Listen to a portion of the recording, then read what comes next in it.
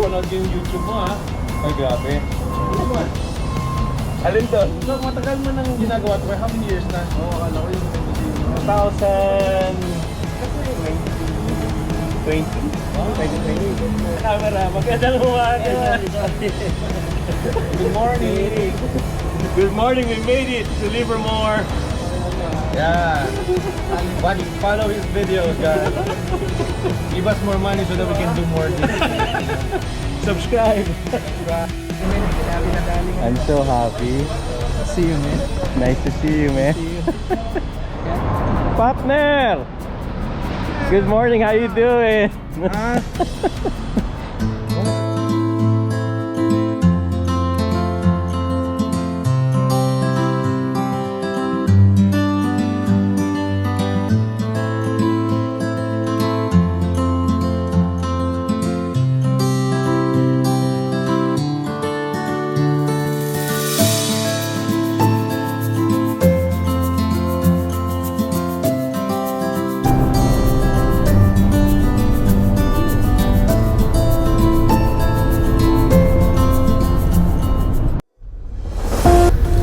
We set out with one destination in mind, Corral Hollow.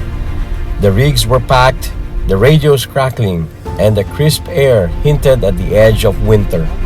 Spirits were high as we carved through winding roads, chasing the promise of a perfect trail day. But nature had other plans.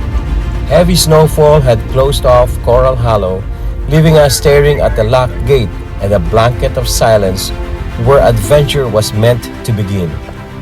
Disappointed but undeterred, we turned our compass to the unknown, refusing to let the journey end there. That's when we found it, tucked beyond the familiar roads and far from cell signal. Sourgrass welcomed us with towering pines, the rush of the river, and trails that felt untouched by time. What started as a detour became something more, a hidden chapter we never planned but will never forget. This is the story of that unexpected turn and the magic we found off the beaten path. So we got to Corral Hollow OHV. Unfortunately, we couldn't push through the trail because it was really covered with snow. I would say it's about 4 or 5 feet high, and barely could you see the Corral Hollow OHV sign. So the group decided to switch to plan B. Matt, who is now leading the convoy in his orange Jeep Wrangler Rubicon, and we were able to talk to one of the forest rangers, and we were suggested a different spot, which is about 50 miles down. So hopefully we get lucky and find our camping spot for tonight. Good job on leading the group today. We got a good spot. Good job, Matt. Good job. We got Lyndon here, Michelin 5-star chef. Sous chef. I'm just a sous chef. Here's He's the chef. the owner of it. the COO of Pokemoto. Plug mo na.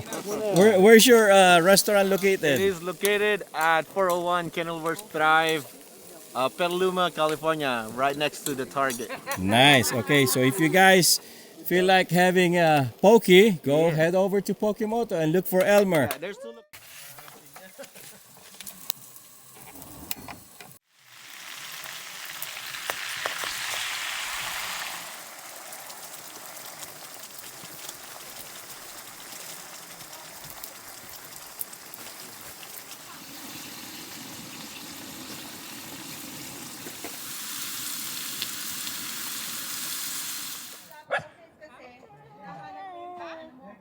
For today, God, we thank you for bringing us here safe. Thank you for this beautiful spot that you have given us, Lord, surrounded with beautiful people, friends, and family, Lord. God, we thank you for the life of Kuya Erwin. We thank you for the wisdom. We thank you for the provision, God. Thank you for everything that you give him. especially to our spots every month. We thank you for his life. Bless his food in Jesus' name. Amen. Birthday, dear Erwin. Happy birthday to you.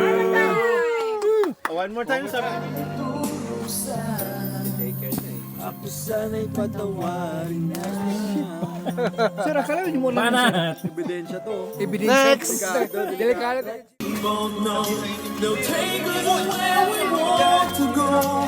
Hold me now, touch me now. I don't want to live without you. Nothing's gonna change my love for you.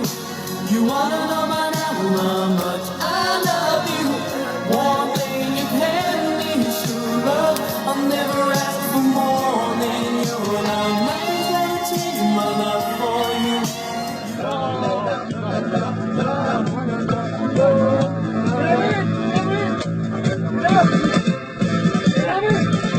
Lumalabas!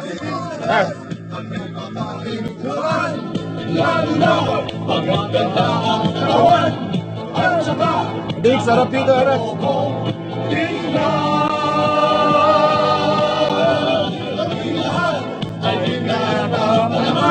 Wala kaming mga asawa nobya, hindi pa rin lahat kami umapalya.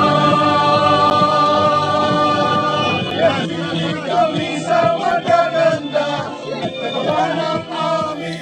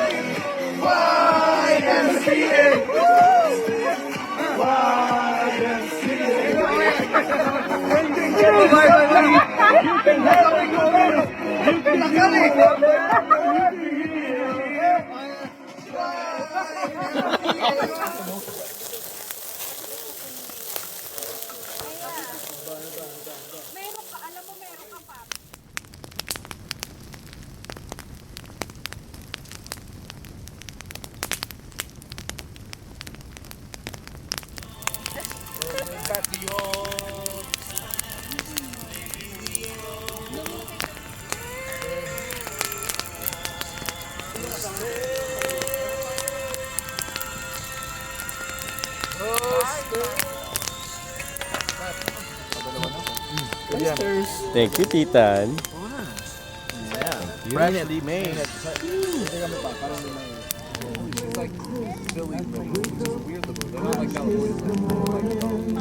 So we just, I don't, we would chit chat off like the lady and stuff like that. Then we just like we were talking about adult.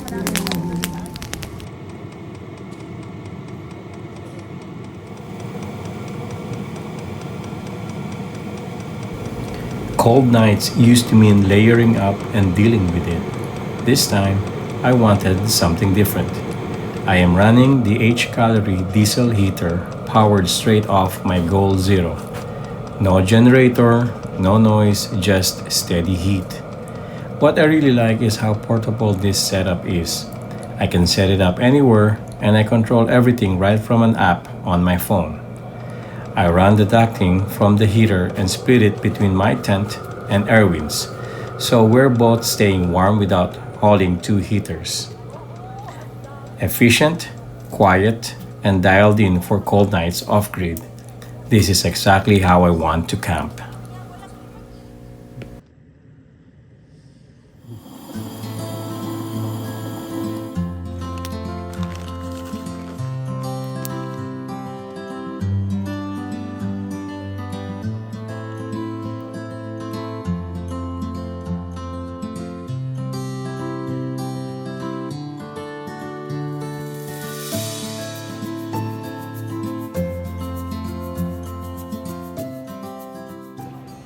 Alright, so that ends our trip for today.